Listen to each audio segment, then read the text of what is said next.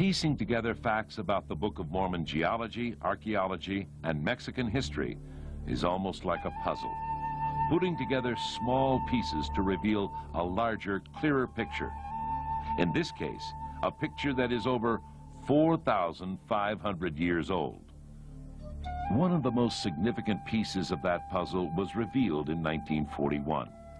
In July of that year, at a roundtable conference sponsored by the Mexican Society of Anthropology, being held in Mexico City, American Matthew Sterling, along with two Mexican colleagues, Miguel Covarrubias and Alfonso Caso, presented documented evidence of a group of people they called the Olmecs. This culture settled along the Gulf Coast of Mexico and dated from 2500 to 300 BC. The significance of this new information was staggering. Here is a vast civilization predating the Mayans, long thought to be the oldest civilization in Mexico. Archaeological sites representing the height of the culture, 1500 BC to 300 BC, are located in the Mexican states of Veracruz and Tabasco.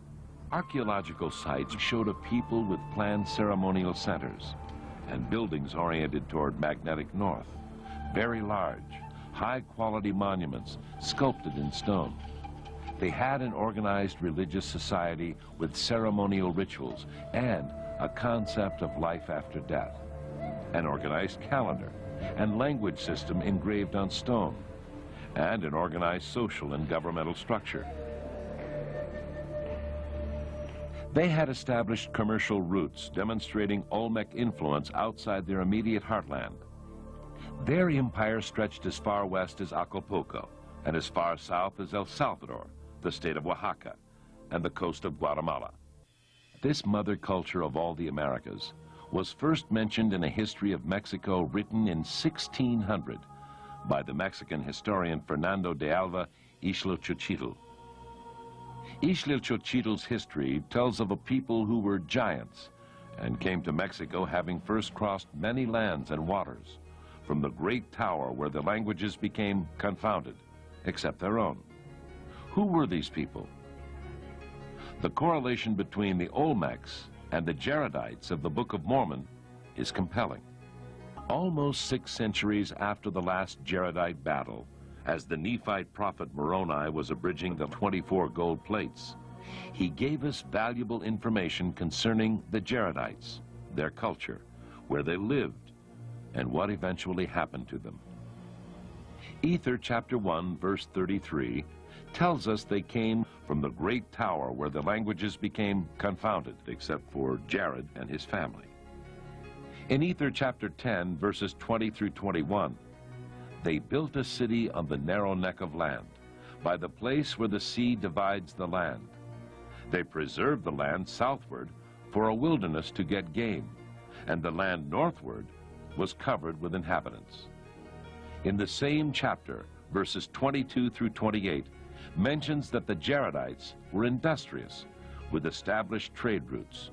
They mined and worked with all types of metals, made fine cloth, agricultural tools for farming, and working with animals. They made weapons of war and were greatly skilled craftsmen. In this land called New Spain, Mexico, there were giants, as demonstrated by their bones that had been discovered in many areas. The ancient Tolteca record keepers called them Kinametzin. Many artifacts from several Olmec archaeological sites show evidence of this great conflict. Michael Cole, Harvard graduate and recognized authority on the Olmec culture, states, "There is no evidence of an outside invasion. The amount of pent-up hatred and fury represented by this enormous act of destruction must have been awesome indeed. These monuments are very large, and basalt is a very hard stone. Wherever possible, heads were smashed from bodies, altars were smashed to pieces, and strange dimpled depressions and slots were cut into colossal heads."